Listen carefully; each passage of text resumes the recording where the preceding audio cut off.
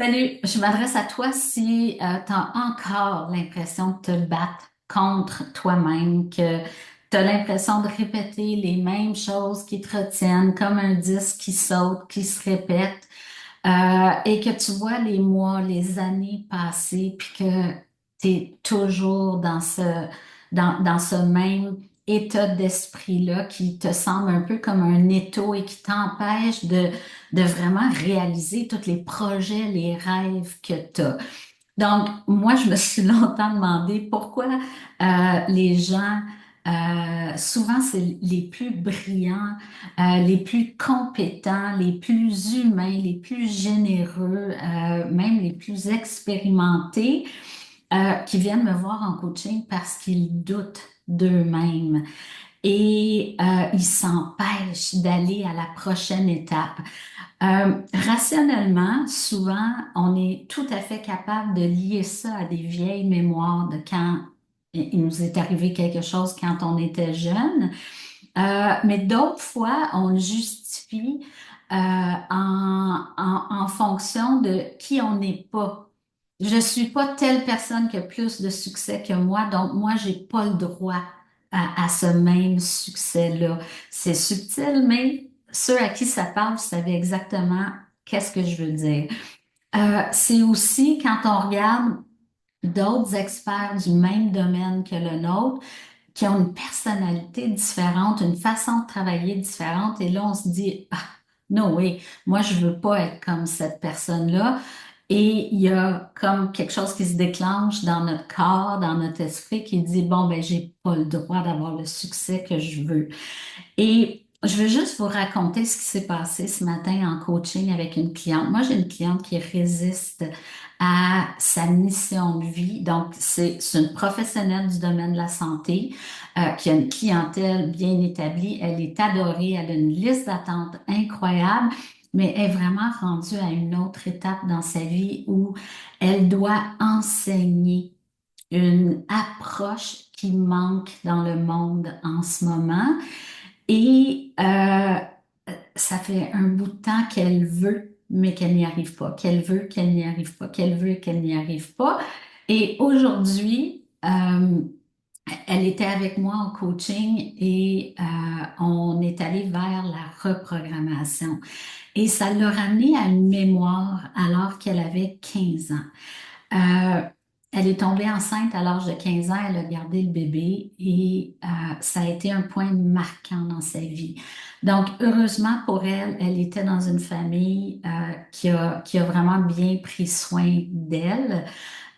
Et elle avait vraiment tout pris les précautions pour ne pas tomber enceinte et les accidents arrivent dans la vie. Et elle a fait le choix qui était le meilleur pour elle, qui était de garder cet enfant-là.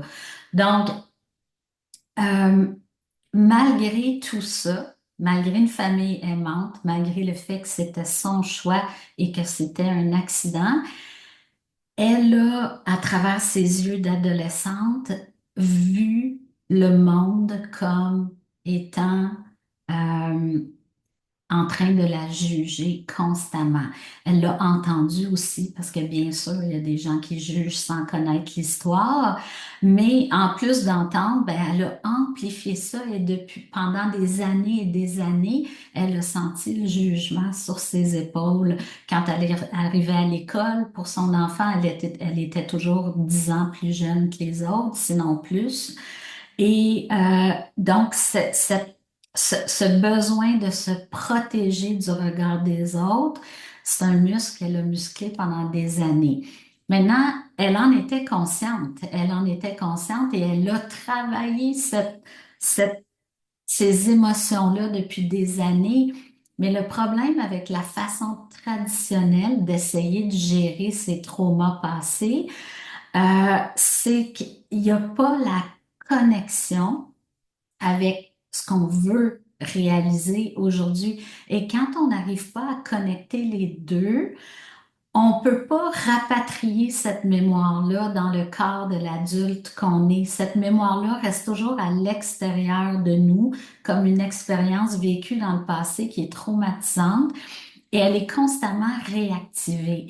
Si on arrive à la lier, à en faire notre allié, c'est un beau, c'est une belle association que je fais. Si on arrive à en faire un allié pour nous aider à créer la prochaine étape de notre vie, on peut, comme je le disais tout à l'heure, la rapatrier dans notre corps d'adulte sans l'émotion.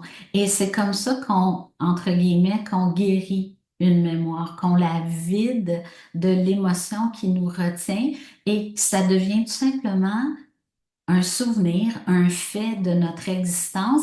Et là, on est capable de se réapproprier toutes les forces, tous les bons côtés que ça a apporté dans notre vie. Parce que oui, à 15 ans, elle s'est construit un bouclier, mais pour elle, c'est devenu une très grande force parce qu'elle a dit, moi, je vais prouver à tout le monde que je vais être une bonne mère, je vais prouver à tout le monde que je peux étudier quand même.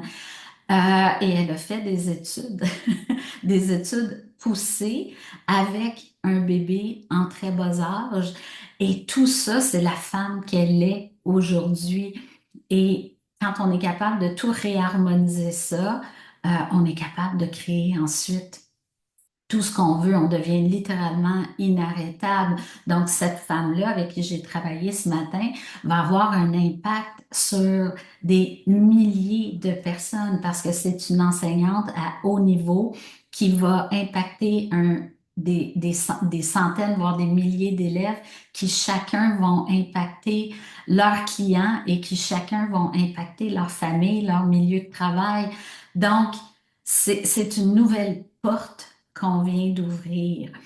Alors, si vous vous sentez pris avec un syndrome de l'imposteur, avec une prison émotive, peu importe le nom que vous lui donnez, c'est temps de vous en libérer et je sais que je peux vous aider. Cette méthode-là de reprogrammation va vous aider à construire cette réalité-là que vous voulez. Donc, je vous laisse un lien vers mon calendrier et je vous encourage à prendre un rendez-vous rapidement. Je suis autant coach de vie que coach d'affaires. Donc, que ce soit pour votre carrière ou que ce soit pour votre entreprise, je suis là pour vous aider à briller, à rayonner et à créer l'impact que vous voulez. Et être évidemment très bien payé pour ce que vous faites. Donc, je vous attends dans mon calendrier. J'ai très hâte de vous parler. À bientôt.